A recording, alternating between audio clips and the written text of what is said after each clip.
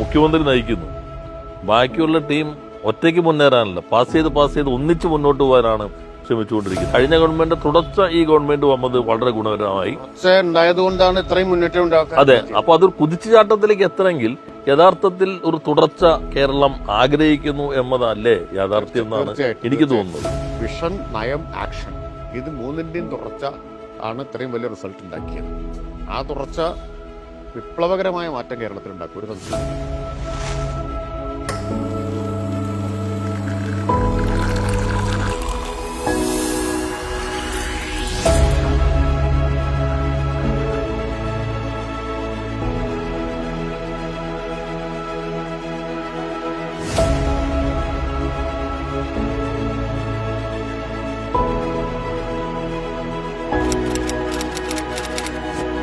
രാജേഷ്, നമ്മളെല്ലാം അന്ന് രാജേഷ് രാജൻ സ്പീക്കറായിരുന്നു.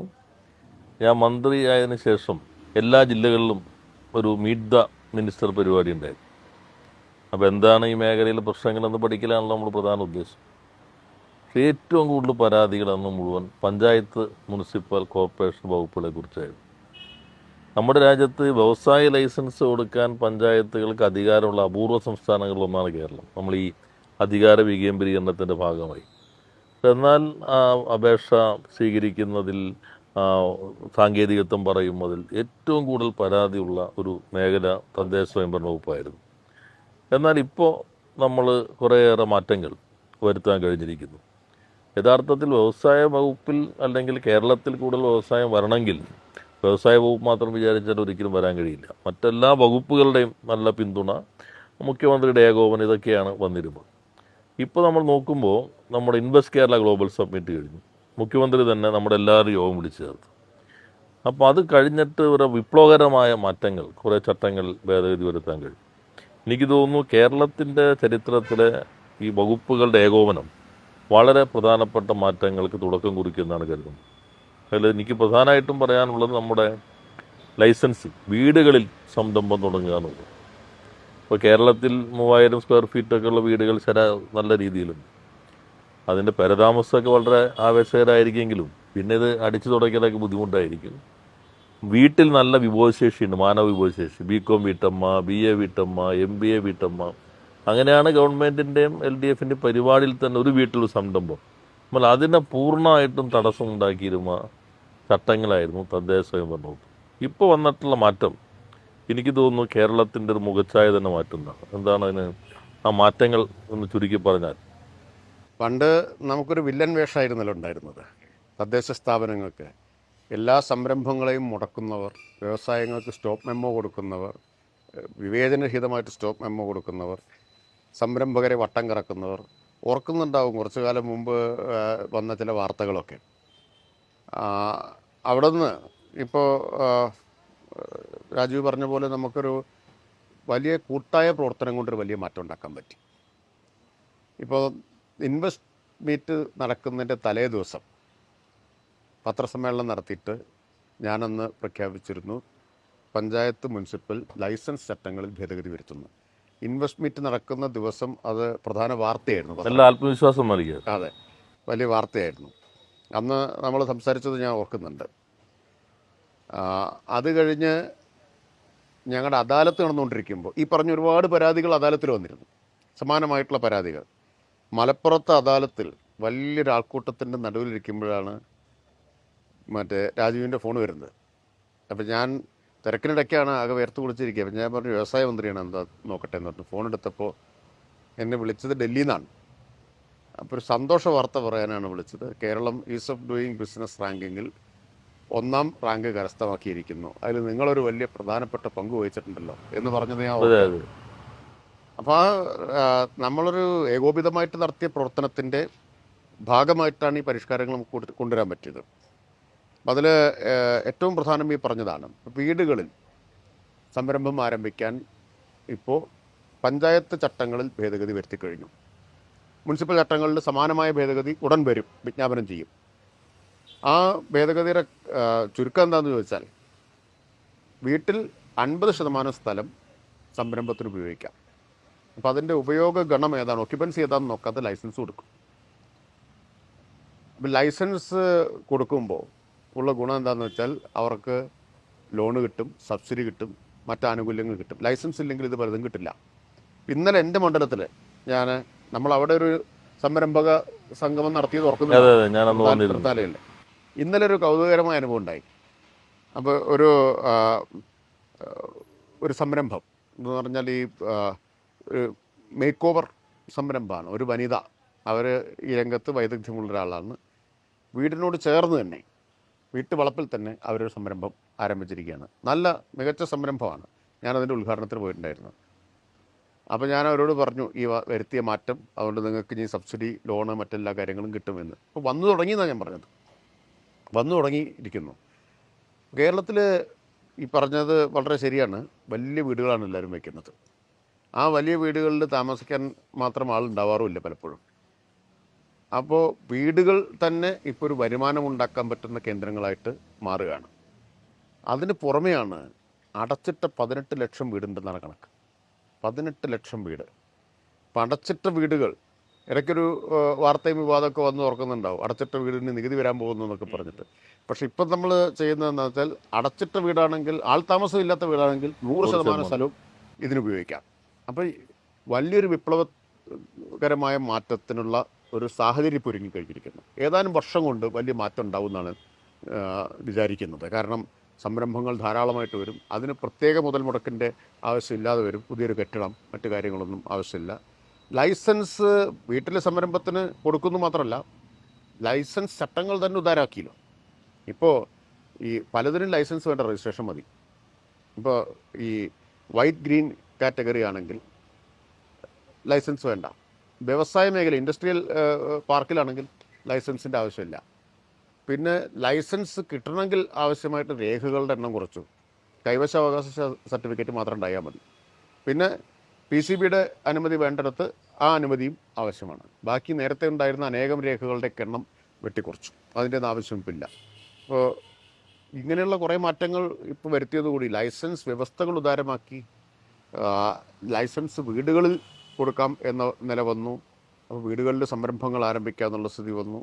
ഈ പറഞ്ഞത് ശരിയാണ്. അങ്ങനെ അനേകം വീട്ടമ്മ, കേരളത്തിലെ മിക്കവാറും സ്ത്രീകൾ വിദ്യാഭ്യാസമുള്ളവരും വൈദഗ്ധ്യമുള്ളവരൊക്കെയാണ്.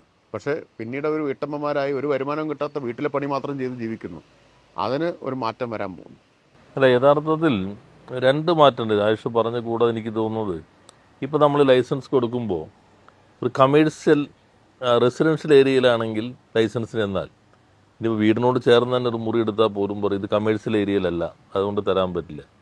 അല്ലെങ്കിൽ ചെറിയ ഇൻഡസ്ട്രി ആണെങ്കിൽ അത് അപ്പോൾ സോൺ വരുന്നു. അപ്പോൾ ഇതോടുകൂടി സോണിൻ്റെ സ്വഭാവത്തിൽ മാറ്റം വരുമല്ലോ. റെസിഡൻഷ്യൽ സോണിലും സംരംഭങ്ങളാകാം എന്ന ഒരു മാറ്റം കൂടി അതിൻ്റെ ഭാഗമായിട്ട് വരികയാണല്ലോ. എനിക്കൊന്ന് അങ്ങനെ വരുമ്പോൾ നമ്മൾ ഈ ചൈനയിലെ വലിയ കുതിച്ചുചാട്ടത്തിൽ പ്രധാനം പണ്ട് കുടിൽ സംരംഭം എന്നാണ് പറയുന്നത്. ഇപ്പോൾ കുടിലല്ല, എല്ലാവരും വീട് തന്നെയാണ്. ഓരോ വീട്ടിലും ഓരോ സംരംഭം ഉണ്ടെന്നുള്ളതാണ്. അതിപ്പോൾ അച്ചാർ അല്ലെങ്കിൽ കായ വറുത്തത് അല്ലെങ്കിൽ ഇത് മാത്രമല്ല, പുതിയ ഇലക്ട്രോണിക്സിൻ്റെ ചെറിയ ഉപകരണമാകാം. അല്ലെങ്കിൽ ഞാൻ പാലക്കാട് എന്ന് വന്നപ്പോൾ നെന്മാറ പരിപാടിക്ക് വന്നപ്പോൾ ഓർക്കുന്നുണ്ട്, അവിടെ ആയിരക്കണക്കിന് സ്ത്രീകൾ വീട്ടിൽ തയ്യൽ മെഷീൻ കൊടുത്തിട്ടുണ്ട്. ഒരു ഗാർമെൻറ്റ് ഫാക്ടറിയിൽ നിന്ന് ഡിസൈൻ കൊടുക്കുന്നു, തുണി കൊടുക്കുന്നു, ഇവരടിച്ച് തിരിച്ചു കൊടുക്കുന്നു. അപ്പോൾ ഫ്ലെക്സി അവേഴ്സാണ്, ഇവരുടെ സൗകര്യത്തിനാണ് സമയമെടുത്ത് കൊടുക്കുന്നത്. മാനുഫാക്ചറിങ്ങിന് പുതിയതാണ്. അപ്പം അത് വരുന്നതോടുകൂടി നമ്മുടെ സ്ത്രീകളുടെ ഒരു തൊഴിൽ സംരംഭം ഇതിന് വലിയൊരു മാറ്റം ഉണ്ടാക്കാൻ കഴിയുമെന്നാണ് പ്രതീക്ഷിക്കുന്നത്. തീർച്ചയായിട്ടും ഈ സ്ത്രീകളുടെ അധ്വാനം ഇപ്പോൾ ഒരു മൂല്യവർദ്ധനവിന് ഇടയാക്കുന്നില്ല. നേരത്തെ പറഞ്ഞ പോലെ വീട്ടിലെ പണി കാണാപ്പണിയാണ്, വരുമാനം ഉണ്ടാകുന്നില്ല. അപ്പോൾ അതിനൊരു മാറ്റം വരുന്നു. സ്ത്രീകളുടെ അധ്വാനത്തിന് ഒരു മൂല്യം ഉണ്ടാവാൻ പോകുന്നു എന്നതാണ് ഏറ്റവും വലിയ മാറ്റം. പിന്നെ സ്ത്രീകളെ സംബന്ധിച്ച് ഒരു പുതിയ അവസരത്തിൻ്റെ ലോകം കൂടി തുറന്നു കിട്ടുകയാണ്. സംയുക്തമായിട്ട് സ്ത്രീകളും പുരുഷന്മാർക്കും ചേർന്നിട്ടുള്ള സംരംഭങ്ങൾ, വീട്ടിലെ കുടുംബത്തിന് തന്നെ ഒരു സംരംഭം എന്ന നിലയ്ക്ക് ആരംഭിക്കാം. വലിയ സാധ്യതയാണ്. ഈ ചൈനയുടെ മാതൃക പറഞ്ഞത് തീർച്ചയായിട്ടും കുറച്ച് കാലത്തിനുള്ളിൽ കേരളത്തിലുണ്ടാവാൻ പോകുന്നൊരു മാറ്റം അതായിരിക്കും. നമ്മുടെ GDP-യിൽ വലിയ റിഫ്ലക്ഷൻ അതിൻ്റെ ഉണ്ടാവും എന്ന് നിസ്സംശയം പറയാൻ പറ്റും. അതിൽ ആക്ടിവിറ്റി മാറ്റം പറഞ്ഞല്ലോ. ഇപ്പോൾ നമ്മൾ നേരത്തെ വ്യവസായ വകുപ്പിൻ്റെ തന്നെ ഒരു പ്രാകൃതമായ രീതി, ഒരു പേപ്പർ കപ്പ് നമ്മൾ അല്ലെങ്കിൽ പ്ലാസ്റ്റിക് കപ്പ് നിർമ്മിക്കുന്നു. കുറച്ച് കഴിയുമ്പോൾ ഗവൺമെൻറ് തന്നെ പ്ലാസ്റ്റിക് കപ്പ് ഇപ്പോൾ നല്ല ശക്തമായ നടപടികളാണല്ലോ, നിരോധിച്ചു. അപ്പോൾ ഇയാൾക്കൊന്ന് പേപ്പർ കപ്പിലേക്ക് പോകണം. അപ്പോൾ പേപ്പർ കപ്പിലേക്ക് പോകാൻ തീരുമാനിച്ച് നേരത്തെ അതിൻ്റെ അനുമതി കിട്ടി വരുമ്പോഴേക്കും പേപ്പർ കപ്പ് നിരോധിച്ചിട്ടുണ്ടാവും, 4-5 വർഷം എടുക്കും. അല്ലെങ്കിൽ ഒരാൾ മരണപ്പെട്ടു, അല്ല മക്കൾക്ക് ഓണർ, അതിൽ റവന്യൂ വകുപ്പും ഇതുപോലെ വളരെ സഹായകരമായ നിലപാടെടുക്കും. അങ്ങനെ നമ്മളൊക്കെ ജനിക്കുന്നതിന് മുമ്പുള്ള ചട്ടങ്ങളാണ് ഇതിൻ്റെ ഭാഗമായി മാറ്റിയത്. അതുകൊണ്ട് എസ്റ്റേറ്റുകൾക്കകത്ത് ഈ മാറ്റം നേരത്തെ വന്നു, നമുക്ക് അങ്ങോട്ടും ഇങ്ങോട്ടും മാറാൻ കഴിയും. ഇപ്പോൾ എനിക്ക് ഇന്നലെ ഒരാൾ അയക്കുകയുണ്ടായി, നിങ്ങൾ മന്ത്രിമാരെല്ലാം പ്രഖ്യാപിക്കുന്നു വീട്ടിലും തുടങ്ങാം, പക്ഷേ എനിക്ക് കൊച്ചി കോർപ്പറേഷനിൽ ഞാനിത് ലൈസൻസിന് കൊടുത്തിട്ട് ഇത് കമേഴ്സ്യൽ ഏരിയ ആണ്, ഇവിടെ അല്ല റെസിഡൻഷ്യൽ ഏരിയ ആണ്, ഇവിടെ തരാൻ കഴിയില്ല എന്ന് മറുപടി പറഞ്ഞതായിട്ട് ഒരാൾ നൽകുകയുണ്ടായി. അപ്പം ഇനി പഞ്ചായത്തിൽ നിന്നുള്ളതിനെ അങ്ങോട്ടൊക്കെ ഒന്ന് മാറാൻ കഴിയും. എത്രയും പെട്ടെന്ന് തന്നെ മുനിസിപ്പാലിറ്റിയിലും ഇതേ ചട്ട ഭേദഗതികൾ നിലവിൽ വരും, ഗസറ്റിൽ നോട്ടിഫൈ ചെയ്യും. ഇപ്പോൾ പഞ്ചായത്തിലേതാണ് ആദ്യം വന്നത്, ഒട്ടും വൈകാതെ ഇത് വരും. വേറെ പ്രത്യേകത ഈ പറഞ്ഞ ലൈസൻസ് മാറ്റാം. ഇപ്പോൾ ഒരാൾ ഉടമ മാറുന്നു, നേരത്തെ ലൈസൻസ് മാറ്റാൻ പറ്റില്ല, പുതിയ ലൈസൻസ് എടുക്കണം. ഇപ്പോൾ ലൈസൻസും ട്രാൻസ്ഫർ ചെയ്യാൻ പറ്റും. പിന്നെ ലൈസൻസ് ഇപ്പോൾ ഒരേ കെട്ടിടത്തിൽ ഒന്നിൽ കൂടുതൽ ലൈസൻസ് കൊടുക്കാം, ഒന്നിൽ കൂടുതൽ സംരംഭത്തിന് ലൈസൻസ് കൊടുക്കാം. പിന്നെ ലൈസൻസിൻ്റെ ഫീസ് അല്ല ലൈസൻസ് എടുക്കുന്നത് നേരത്തെ എങ്ങനെയെന്ന് വെച്ചാൽ ഒരു സാമ്പത്തിക വർഷം അവസാനിച്ചാൽ ലൈസൻസിൻ്റെ കാലാവധി അവസാനിച്ചു. അതായത് ഫെബ്രുവരിയിൽ ലൈസൻസ് കിട്ടി, മാർച്ച് 31-ാം തീയതി കാലാവധി അവസാനിക്കും. ഇപ്പം അത് മാറ്റി 1 വർഷമാക്കി, മിനിമം കാലാവധി 1 വർഷമാക്കി. പിന്നെ ലൈസൻസ് പുതുക്കാൻ അപേക്ഷ കൊടുക്കണ്ട, സെൽഫ് സർട്ടിഫൈഡ് ആയിട്ടുള്ള സാക്ഷ്യപത്രം മാത്രം കൊടുത്താൽ മതി, ഫീസ് അടച്ചാൽ മതി. എത്ര വർഷത്തേക്കായിരിക്കും ഇപ്പോൾ ലൈസൻസ്? 5 വർഷം വരെ ആവാം. 5 വർഷം. 5 വർഷം വരെ ലൈസൻസ് എടുക്കാം. പിന്നെ അപേക്ഷ കൊടുക്കണ്ട, കാത്തിരിക്കേണ്ട, സ്വയമേവ ലൈസൻസ് പുതുക്കും. ഈ സെൽഫ് സർട്ടിഫൈഡ് ആയിട്ടുള്ള സാക്ഷ്യപത്രം അവിടെ കൊടുത്താൽ, സ്വയം സാക്ഷ്യപ്പെടുത്തി കൊടുത്താൽ, ഫീസും അടച്ചാൽ ലൈസൻസ് പുതുക്കലായി, വേറെ അപേക്ഷയൊന്നും ആവശ്യമില്ല. അപ്പോൾ ആ നിലയിലുള്ള കുറേ മാറ്റങ്ങൾ വന്നു. ഇപ്പോൾ ഒരിക്കൽ 5 വർഷം വരെ ലൈസൻസ് എടുക്കാം, മിനിമം 1 വർഷം കിട്ടും. നമ്മൾ മാനുഫാക്ചറിങ് പറഞ്ഞ പോലെ ഇപ്പോൾ ഒരു അപ്പുറത്തേക്ക് 8-5-6 കൊമേഴ്സ് ബിരുദധാരികളുണ്ട്. അവർക്ക് വേണമെങ്കിൽ ഒരു വീട്ടിൽ കുറച്ച് കമ്പ്യൂട്ടർ വെച്ചിട്ട് ലോകത്തിലെ ഏത് കമ്പനിയുടെ കണക്ക് നോക്കാം, അതല്ലെങ്കിൽ DTP സെൻറ്റർ തുടങ്ങാം, വേറെ രീതിയിലുള്ള സംവിധാനങ്ങൾ അതും തുടങ്ങാനുള്ള ഒരു വലിയ അവസരമാണ്. വീട്ടിൽ തന്നെ ഇത് തുടങ്ങാൻ നേരത്തെ അതിന് അംഗീകാരം ഉണ്ടായിരുന്നില്ല. അത് നല്ല മാറ്റം ഉണ്ടാക്കാൻ കഴിയുന്നതാണ്. പിന്നെ ഒരു പ്രശ്നം വരുന്നത്, നമുക്കിപ്പോൾ നിലവിലുള്ള ചട്ടങ്ങളിൽ കുറേയേറെ മാറ്റങ്ങൾ വന്നിട്ടുണ്ട്. എന്നാൽ ഒരു പ്രശ്നം അതെങ്ങനെയാണ് ഇതിൽ വന്നതെന്നും കൂടി സൂക്ഷ്മമായി നോക്കണം. ഇപ്പോൾ ഞാൻ ദുബായ് എക്സ്പോയിൽ ഞങ്ങൾ പോയപ്പോൾ അവിടുത്തെ സംരംഭകൻ വന്നൊരു പ്രശ്നമാണ്.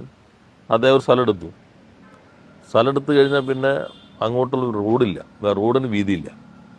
വീതി കൂടുമ്പോഴാണ് മുകളിലോട്ട് നില പണിയാൻ പറ്റുന്നത്.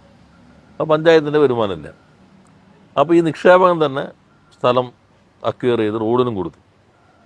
അപ്പോൾ പഞ്ചായത്തിന് പണിയാൻ സ്ഥലമില്ല. അപ്പോൾ നിക്ഷേപകൻ തന്നെ പിന്നെ റോഡ് പണിയാനും അതിന് ഉത്തരവാദിത്തം ഏറ്റെടുക്കുക.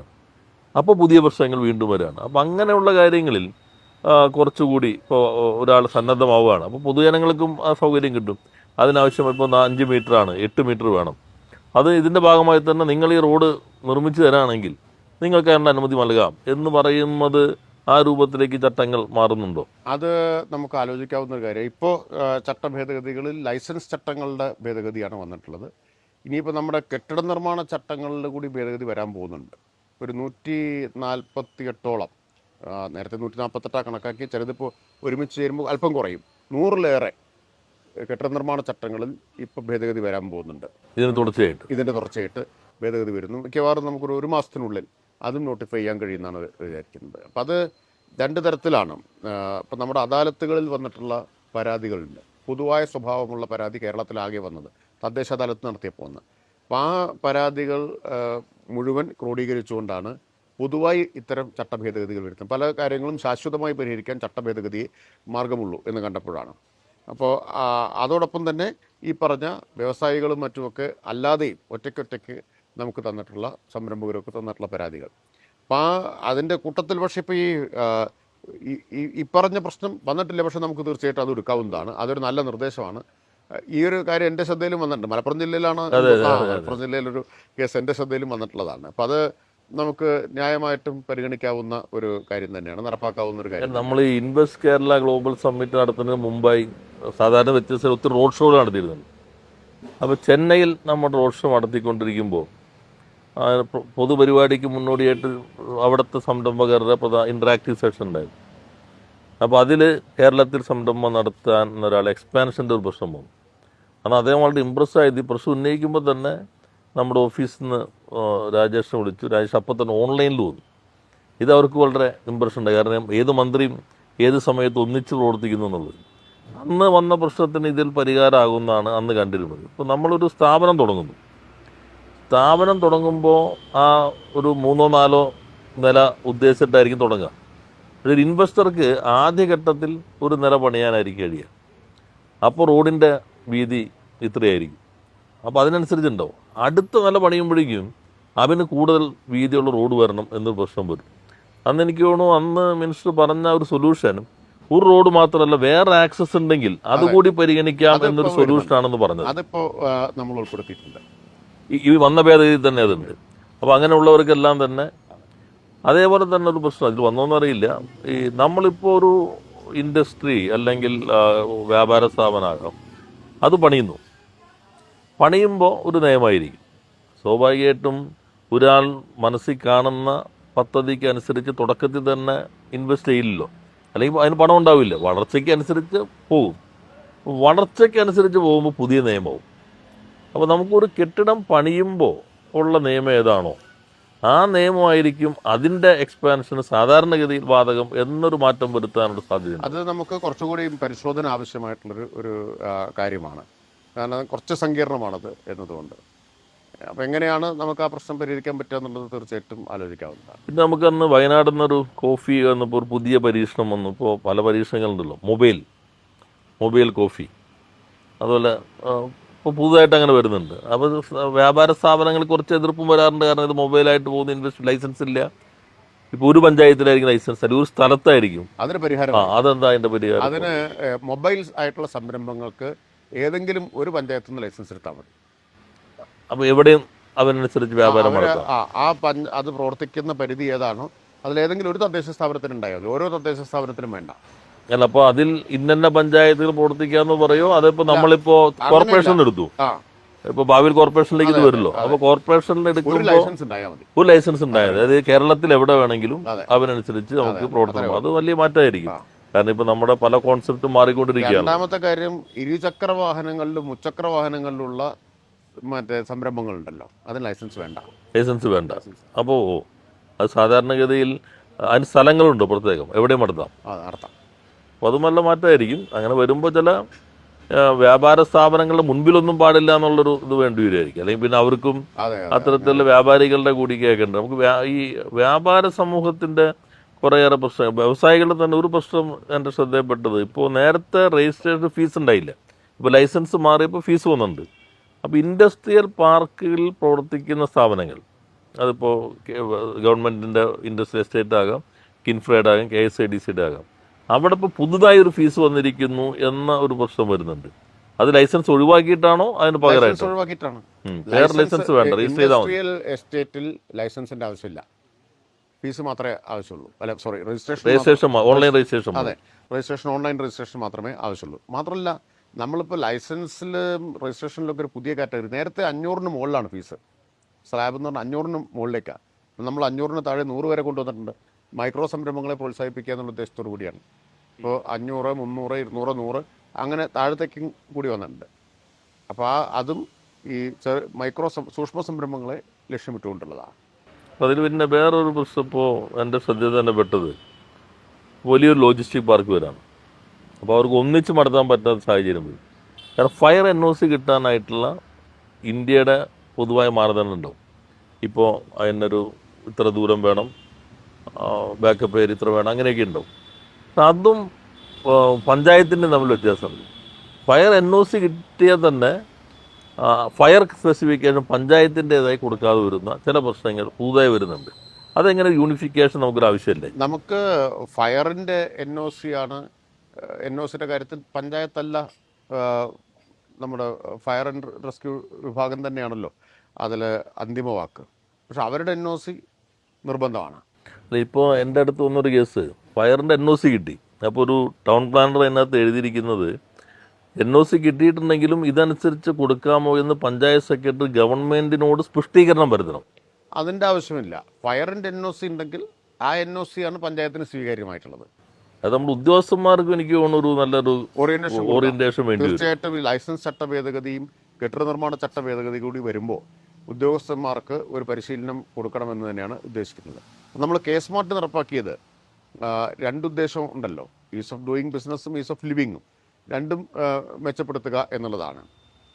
പക്ഷേ K-സ്മാർട്ട് വന്നപ്പോഴും രണ്ട് കാരണങ്ങൾ കൊണ്ട് ഉദ്യോഗസ്ഥർ പഴയ ചില ശീലങ്ങൾ തുടരുന്നുണ്ട്. ഒന്ന്, പരിശീലനം നമ്മൾ കൊടുത്തിരുന്നതാണ്, പക്ഷേ എല്ലാവർക്കും അതിലൊരു വൈദഗ്ധ്യം ഇപ്പോൾ വന്നിട്ടില്ലാത്ത ഒരു പ്രശ്നമുണ്ട്. വേണ്ടത്ര ഉപയോഗിക്കാൻ കഴിവ് ആർജിക്കാത്ത അതുകൊണ്ട് ഉള്ള ചില പ്രശ്നങ്ങളുണ്ട്. വേറൊരു കൂട്ടർ ഇതറിയാത്തതുകൊണ്ടല്ല, ബോധപൂർവം തന്നെ. ഇപ്പോൾ ഒരു നഗരസഭയിലുണ്ടായൊരു പ്രശ്നം, ഒരു ഉദാഹരണം പറഞ്ഞാൽ, ഇപ്പോൾ കെട്ടിടം ഡിമോളിഷ് ചെയ്യണം. കെട്ടിടം ഡിമോളിഷ് ചെയ്യണമെങ്കിൽ ചട്ടപ്രകാരം ഇൻറ്റിമേഷൻ മതി, അനുമതി ആവശ്യമില്ല, ഇൻറ്റിമേഷനേ ആവശ്യമുള്ളൂ. പക്ഷേ ഈ K-സ്മാർട്ടിൽ അപേക്ഷ നോക്കിയിട്ട് അപേക്ഷകനെ ഫോണിൽ വിളിച്ചിട്ട് K-സ്മാർട്ടൊക്കെ കുഴപ്പത്തിലാണ്, നിങ്ങളിതിൽ അപേക്ഷിച്ചിരുന്നാൽ കാര്യം നടക്കില്ല, അതുകൊണ്ട് നാളെ നേരിട്ട് വന്ന് വെള്ളക്കടലാസിൽ അപേക്ഷ എഴുതി തരുമെന്ന് പറഞ്ഞു. ഇൻഡിവിജ്വലായി വെള്ളക്കടലാസിൽ വന്നപ്പോൾ അല്ല, ഇൻറ്റിമേഷനാണെന്ന് ഈ സാധുവിന് അറിയില്ല, ഇയാൾക്കിത് അറിയില്ല. അപ്പോൾ അനുമതി വേണമെന്നാണ് ഇയാളോട് പറയണത്. വെള്ളക്കടലാസിൽ നേരിട്ട് ചെന്ന് അപേക്ഷ കൊടുത്തിട്ട് പറഞ്ഞു, നിങ്ങൾ കുറച്ച് ദിവസം കഴിഞ്ഞിട്ട് വരും, അപ്പോഴേക്ക് അനുമതിയാവും എന്ന് പറഞ്ഞു. ഇയാൾ പലതവണ നടത്തിച്ചു ഇയാളെ. അപ്പോൾ ഉദ്ദേശം വേറെയാണ്, ഉദ്ദേശം വേറെയാണ്. അപ്പോൾ അവസാനം വേറൊരു വഴിക്ക് ഈ പരാതി നേരിട്ട് എൻ്റെ അടുത്ത് എത്തി. അപ്പോൾ ഞാൻ എൻ്റെ ഓഫീസിൽ നിന്ന് ഇടപെട്ട് അന്വേഷിച്ചപ്പോൾ പിറ്റേ ദിവസം കാര്യം ശരിയായി. അപ്പോൾ ഇൻറ്റിമേഷനേ ആവശ്യമുള്ളൂ എന്നുള്ളത്. അപ്പോൾ ഇത് ആളുകൾക്ക് ഈ സങ്കീർണമാണല്ലോ ചട്ടങ്ങൾ അറിയാത്തതിൻ്റെ പ്രശ്നം ഉണ്ടാവും. അപ്പോൾ സ്വാഭാവികമായിട്ടും ആ ചട്ടം അറിയാത്തത് കൊണ്ട് ഉള്ള അവരുടെ അജ്ഞതയെ മുതലെടുക്കുന്നുണ്ട്. ചില ഉദ്യോഗസ്ഥർക്കും ഇത് വേണ്ടത്ര അറിയാത്തതുകൊണ്ട്, ചിലർ നന്നായിട്ട് അറിയുന്നതുകൊണ്ടും ഇങ്ങനെ ചെയ്യുന്നവരല്ല. ഇപ്പം ഇന്നലെ നമ്മുടെ ഒരു നല്ല ദിവസമായിരുന്നു. ഇന്നലെ രാവിലെ കൃഷ്ണ ഇളയുടെ നമ്മുടെ ഭാരത് ബയോടെക്കിൻ്റെ ഒരു ഫുഡ് പ്രോസസ്സിങ് കമ്പനിയുടെ കല്ലിടലുണ്ടായി. ഉച്ചയ്ക്ക് ശേഷം ഹൈട്രോൺ എന്ന് പറഞ്ഞ വലിയ ഒരു EV കമ്പനിയുടെ ഓഫീസ് ഉദ്ഘാടനമുണ്ട്. ഞാൻ പേപ്പറിൽ കണ്ടു. അതെ. അപ്പോൾ ആ പ്രസംഗത്തിൽ നമ്മുടെ VKC റസാഖ് അറിയാലോ, നമ്മുടെ CIയുടെ പ്രസിഡൻ്റാണല്ലോ. റസാഖ് പറഞ്ഞ് K-സ്മാർട്ട് വലിയ മാറ്റം ഉണ്ടാക്കി. യഥാർത്ഥത്തിൽ K-സ്വിഫ്റ്റ് പോലെയോ അതിനപ്പുറത്തോ വിപ്ലവകരമായ ഒരു മാറ്റമായിരുന്നു K-സ്മാർട്ട്. K-സ്മാർട്ടിൻ്റെ ഒരു പ്രത്യേകത, അത് നിങ്ങൾ തന്നെ, നിങ്ങളുടെ സംവിധാനം തന്നെ, അല്ലെങ്കിൽ ഗവൺമെൻറ് സംവിധാനം തന്നെ ഡെവലപ്പ് ചെയ്തെടുത്ത ഒരു പ്ലാറ്റ്ഫോം. അത് IKM ഉണ്ടാക്കിയതാണ്. അതിലൊരു പ്രശ്നം നമ്മുടെ അടുത്ത് വന്നത്, ഇപ്പോൾ നമ്മളെല്ലാം അപ്ലോഡ് ചെയ്തു, അപ്പോൾ എല്ലാം സിസ്റ്റം ക്ലിയറായി. സിസ്റ്റം അതിനനുസരിച്ചാണല്ലോ ക്രമീകരിക്കുന്നത്. അപ്പോൾ ഉദ്യോഗസ്ഥന്മാർ അതുകൊണ്ട് കാര്യം ഇത് എൻ്റെ ഉത്തരവാദിത്തമാണ്, ഇത് ശരിയല്ലെങ്കിൽ എൻ്റെ ജോലി പോകും, അതുകൊണ്ട് എനിക്ക് ഓരോന്നും പരിശോധിക്കണം അത് അങ്ങനെയാണോ. അപ്പോൾ അതിന് പകരം ഇപ്പോൾ സിസ്റ്റം നന്നായി ഡെവലപ്പ്, സിസ്റ്റം ജനറേറ്റഡ് ആയിട്ടുള്ള ലൈസൻസ് കൊടുത്തൂടെ. ഇപ്പോൾ നമ്മൾ ബിൽഡിംഗ് പെർമിറ്റ് അങ്ങനെയാണ്, 300 സ്ക്വയർ മീറ്റർ വരെ എന്ന് പറഞ്ഞാൽ 3200ഓളം സ്ക്വയർ ഫീറ്റ് വരെയുള്ള വീടുകൾ അതായത് അത് ഫിസിക്കൽ വെരിഫിക്കേഷൻ ഇല്ല. K-സ്മാർട്ടിൽ പ്ലാൻ അപ്ലോഡ് ചെയ്താൽ, പ്ലാൻ ചട്ടപ്രകാരമാണെങ്കിൽ, KMBRO KPBRO അനുസരിച്ചുള്ള പ്ലാൻ ആണെങ്കിൽ 1 മിനിറ്റിൽ താഴെ സമയം കൊണ്ട് വാട്സാപ്പിൽ പെർമിറ്റ് കിട്ടും. 1 മിനിറ്റ്. വലിയ സ്ഥാപനങ്ങൾക്ക് ചിലതിൽ ഫിസിക്കൽ വെരിഫിക്കേഷൻ ആവശ്യമായിട്ട് വരും. പക്ഷേ അത് നമുക്ക് അതിൽ കുറച്ച് റിസ്ക് ഉണ്ട്. ഫിസിക്കൽ വെരിഫിക്കേഷൻ ഒഴിവാക്കുന്നത് വലിയ സ്ഥാപനങ്ങളുടെ, കാരണം നാളെ ഈ വെരിഫിക്കേഷൻ ഇല്ലാതെ കൊടുത്തു, വയലേഷൻ, വലിയ ഗൗരവമായ വയലേഷൻ വന്നിട്ടുണ്ടെങ്കിൽ ഇവരെ കൊടുക്കേണ്ടി. അത് പക്ഷേ നമ്മൾ ഒരു അഫിഡാവിറ്റ് കൊടുത്തിട്ട് ഇത് നിങ്ങളുടെ ഇതിൻ്റെ അടിസ്ഥാനപ്പെടുത്തി ഒരു പ്രശ്നം പറഞ്ഞത്, ഇപ്പോൾ ഒരു ഇൻഡസ്ട്രി തുടങ്ങും, അവർ ബാങ്കിൽ നിന്ന് ലോൺ എടുത്തിട്ടായിരിക്കും ഇത് തുടങ്ങുന്നത്. അപ്പോൾ അതിന് അനുമതി കിട്ടാൻ, ന്യായമായി നടത്തുന്നവർ അനുമതി കിട്ടാൻ വൈകുമ്പോൾ സ്വാഭാവികമായിട്ടും ഇൻട്രസ്റ്റ് പ്രശ്നങ്ങളെല്ലാം വരും. എന്നാൽ ഇത് വളരെ കൃത്യമാണ്, ഇത് വളരെ സൂക്ഷ്മമായ ന്യൂനപക്ഷം ഇത് പറ്റിക്കുന്ന ആളുകളുണ്ടായിരിക്കും. നല്ല കോഫി വന്നിട്ടുണ്ടല്ലോ. കോഫി കിട്ടിയത് നന്നായി. അതെ, താങ്ക് യു. അപ്പോൾ ഇത് വയലേറ്റ് ചെയ്യുന്ന ആളുകളുണ്ടായിരിക്കും. അപ്പം നമ്മളും പറയുന്നുണ്ട്, ഇപ്പോൾ K-സ്വിഫ്റ്റിൽ MSMEകളാണെങ്കിൽ 3.5 വർഷം വരെ ലൈസൻസ് വേണ്ടല്ലോ. പക്ഷെ അത് നിയമപ്രകാരം നടത്തേണ്ട കാര്യങ്ങൾ അതിവേഗത്തിൽ നടത്താനാണ്, നിയമവിരുദ്ധമായ കാര്യങ്ങൾ സൂത്രത്തിൽ നടത്താനില്ല. ചിലർ ധരിച്ചിട്ടുള്ളത് നിയമം മറികടക്കാനുള്ള കുറുക്കുവഴിയാണ് K-സ്വിഫ്റ്റ് എന്ന് ധരിച്ചവരുണ്ട്. അപ്പോൾ ചിലർ എൻ്റെ അടുത്ത് വന്ന് പറയാറുണ്ട്, 3.5 വർഷമാണല്ലോ കാലാവധി, നമ്മൾ ഈ കാര്യം നേരത്തെ ഡിസ്കസ് ചെയ്തിട്ടുള്ളതാണ്, ഇത് K-സ്വിഫ്റ്റ് കിട്ടിയതാണ്, ഇനി ചോദിക്കാൻ പാടില്ല എന്ന മനോഭാവം ചിലരുടെ കാര്യത്തിലുണ്ട്. K-സ്വിഫ്റ്റിൽ കിട്ടിയ പിന്നെ നിങ്ങളൊരു നിയമം ഞങ്ങളോട് പറയാൻ പാടില്ല എന്ന്. അതിൽ ഒരു ബോധവൽക്കരണം ഈ സംരംഭകർക്കിടയിലും ആവശ്യമാണ്. നമ്മൾ സംരംഭകരോട് പറയുന്നുണ്ട്, നിങ്ങൾക്ക് ഇതാണ് നിയമപ്രകാരമായ കാര്യങ്ങൾ 1 മിനിറ്റ് പോലും വൈകാതെ നിങ്ങൾക്ക് സ്ഥാപനം നടത്താം.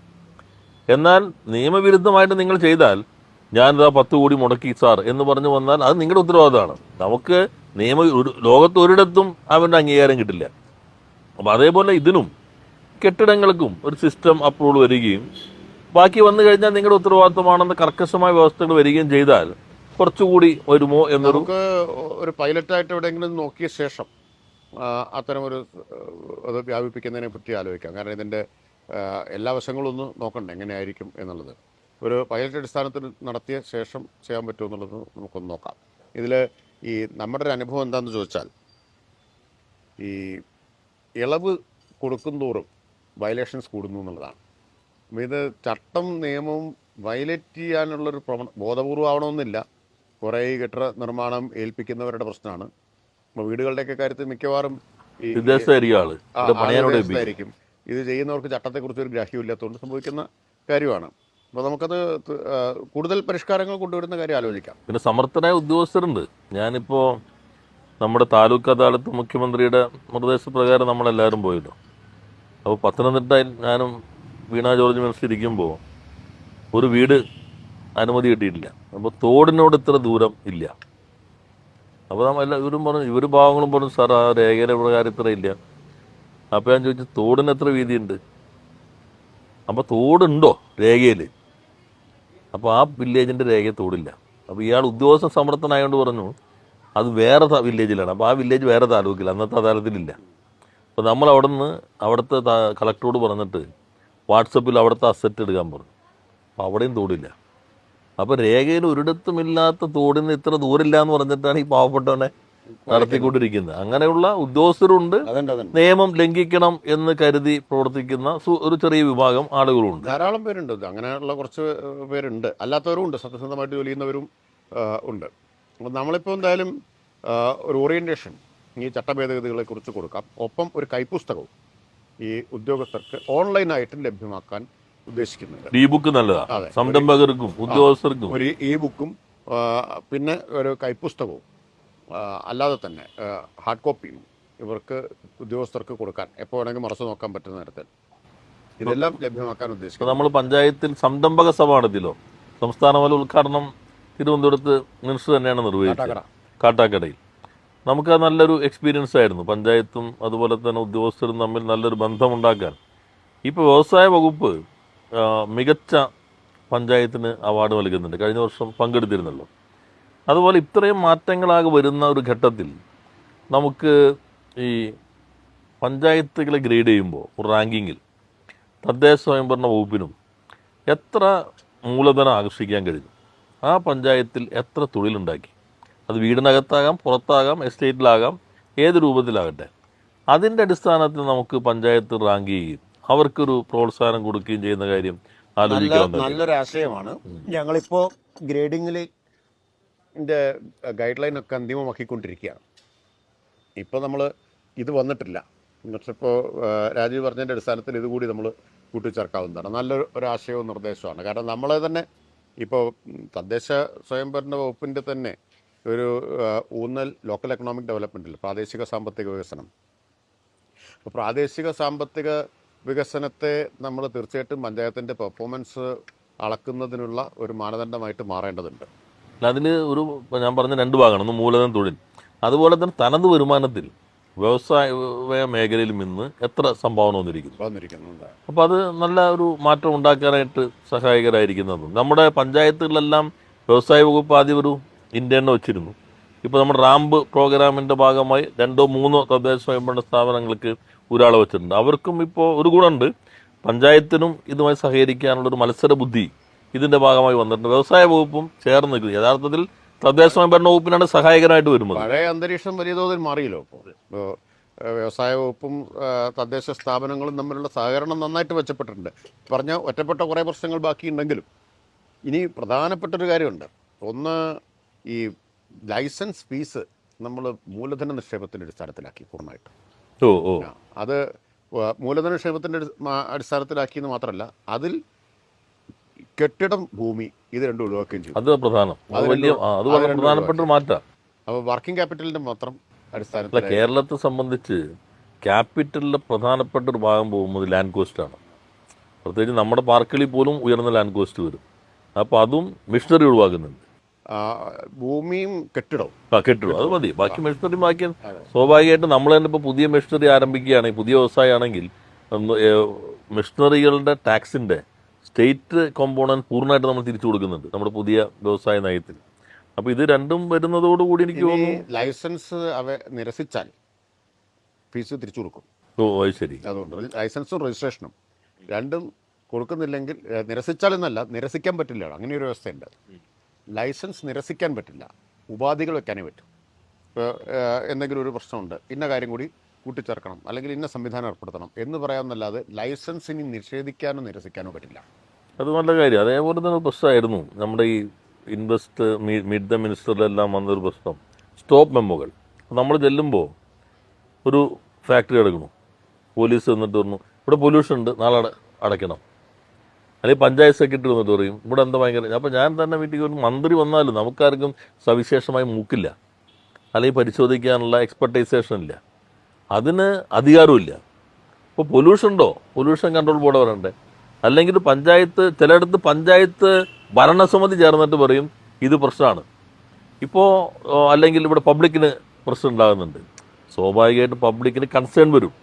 ഏത് വ്യവസായശാല വരുമ്പോഴും നമ്മളിപ്പോൾ നമ്മുടെ ഗവൺമെൻറ്റിൻ്റെ വ്യവസായ നയം പറഞ്ഞാൽ നേച്ചർ പീപ്പിൾ ഇൻഡസ്ട്രിയാണ്, പ്രകൃതിയെ സംരക്ഷിച്ചുകൊണ്ട് തന്നെയാണ്.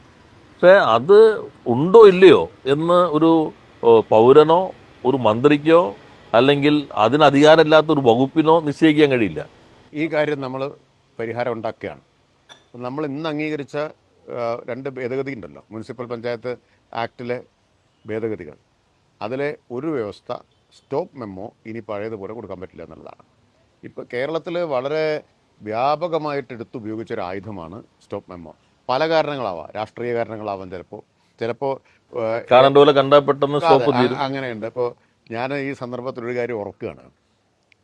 ഇപ്പോഴല്ല, ഞാൻ MP ആയിരിക്കുന്ന സമയത്ത് എൻ്റെ മുമ്പിൽ വന്നൊരു പരാതി, ഒരു വിൻഡ് പ്രോജക്റ്റ് വരുന്നു. ആ വിൻഡ് പ്രോജക്റ്റിനെ കുറച്ച് ആളുകൾ ചേർന്ന് എതിർത്തതിൻ്റെ കാരണം ബഹുതമാശയാണ്. എതിർത്തതിൻ്റെ കാരണം എന്താണെന്ന് വെച്ചാൽ, ഇത് വന്നാൽ, ഈ വിൻഡ് പ്രോജക്റ്റ് വന്നാൽ അവിടെയുള്ള പശുവിൻ്റെ എല്ലാം പാല് പറ്റും, കോഴികളെല്ലാം ചാവും, പുരുഷന്മാർക്ക് പ്രത്യുൽപാദന ശേഷി നഷ്ടപ്പെടും. ഈ തരത്തിലുള്ള പ്രചരണം പാലക്കാട് ജില്ലയിലാണത്. ഈ പ്രചരണമാണ് അഴിച്ചുവിട്ടത്. എന്നിട്ട് കേട്ടാൽ ഇപ്പോൾ ചിരി വരും.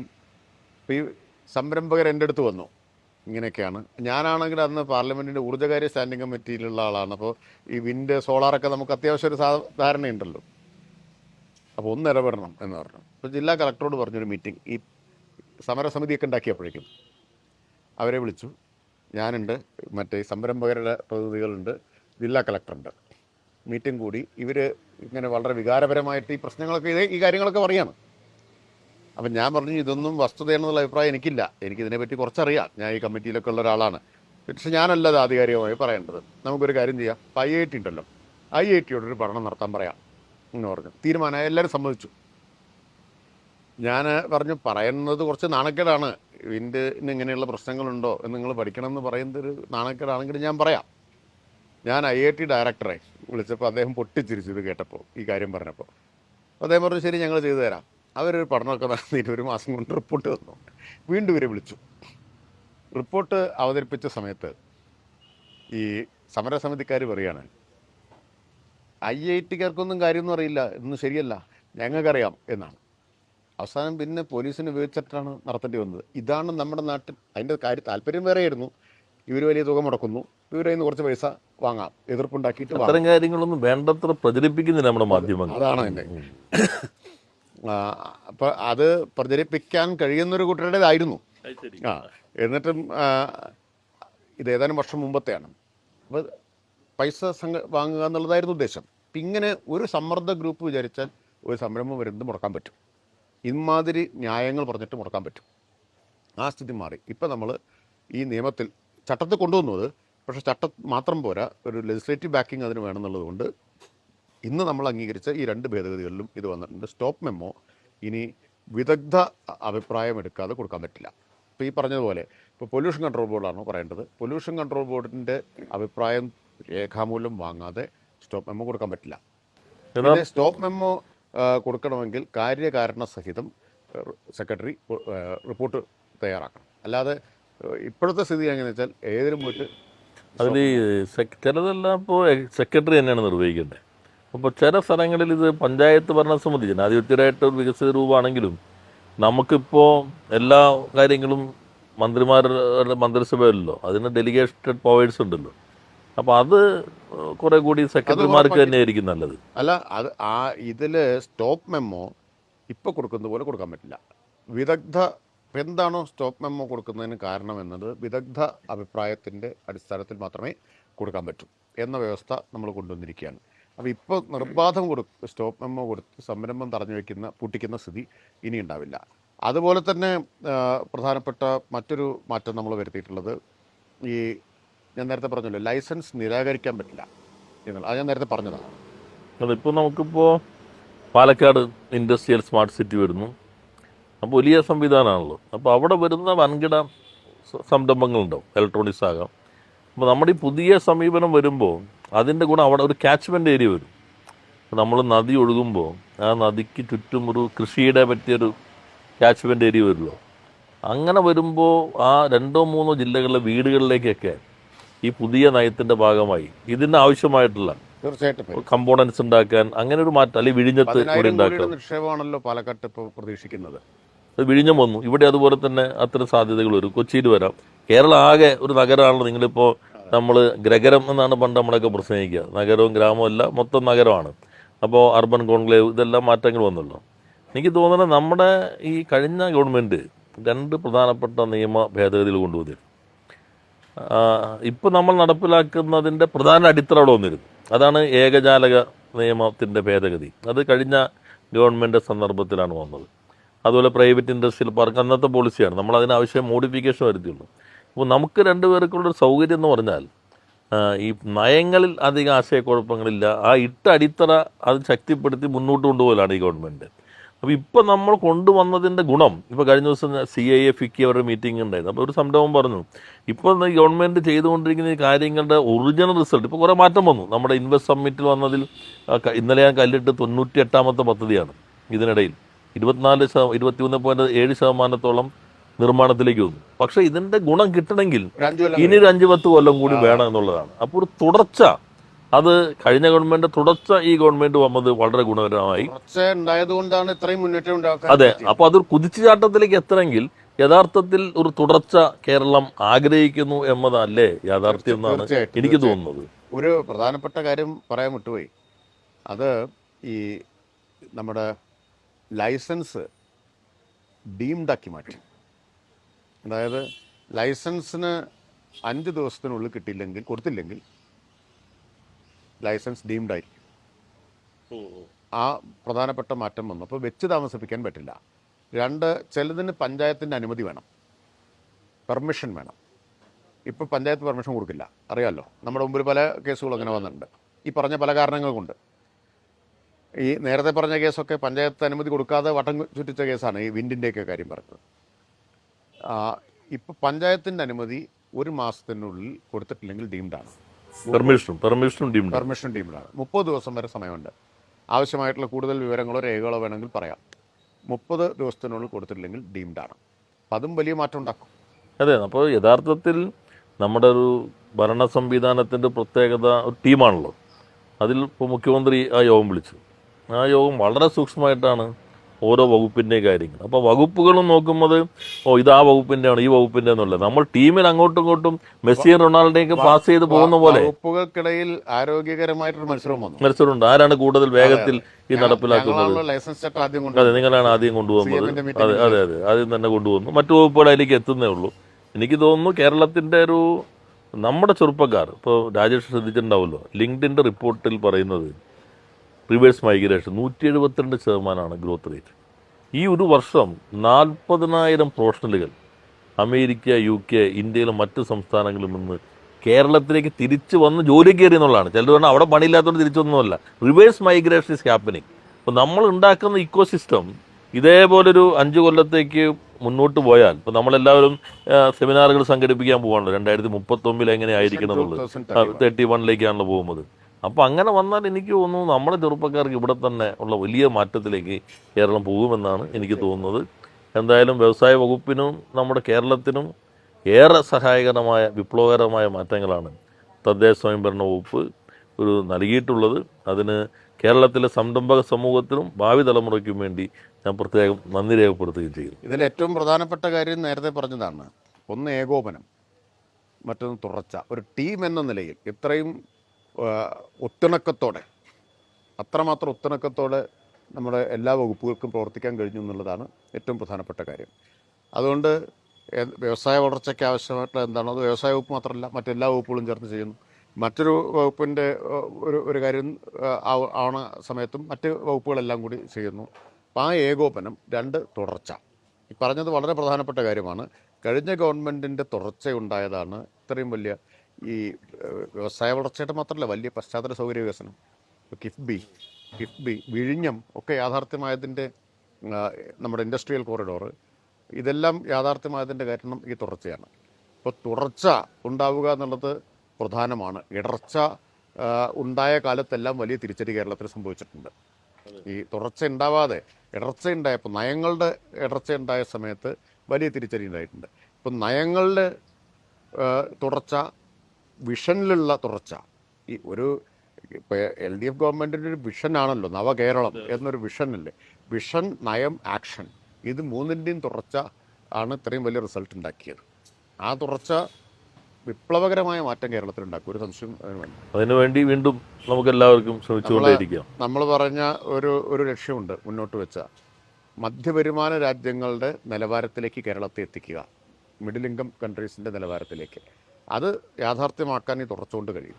അതെ, ഇതാണ് പ്രധാനം. നമ്മുടെ ടീം വർക്ക് മുഖ്യമന്ത്രി നയിക്കുന്നു, ബാക്കിയുള്ള ടീം ഒറ്റയ്ക്ക് മുന്നേറാനല്ല, പാസ് ചെയ്ത് ഒന്നിച്ച് മുന്നോട്ട് പോകാനാണ് ശ്രമിച്ചുകൊണ്ടിരിക്കുന്നത്. ആ വലിയൊരു ടീം വർക്ക് ഈ ഗവൺമെൻറ്റിൻ്റെ പ്രത്യേകതയാണ്. അതിൽ ഇപ്പോൾ ഈ വ്യവസായ മേഖലയിലെ വലിയ പീസ് ഓഫ് ഡൂയിങ് ബിസിനസ്സിൽ നമ്മൾ ഒന്നാമതായി. അതിന് പ്രധാന കാരണം എല്ലാ വകുപ്പുകളും നടത്തിയിട്ടുള്ള മാറ്റങ്ങളും പരിഷ്കാരങ്ങളുമാണ്. ഇനിയും അതിനെ യാഥാർത്ഥ്യമാക്കുന്നതിലും കൂടുതൽ നിക്ഷേപങ്ങൾ എത്തിക്കുന്നതിലും ഈ ശ്രമം നമുക്ക് ഒന്നിച്ചു തുടരാം.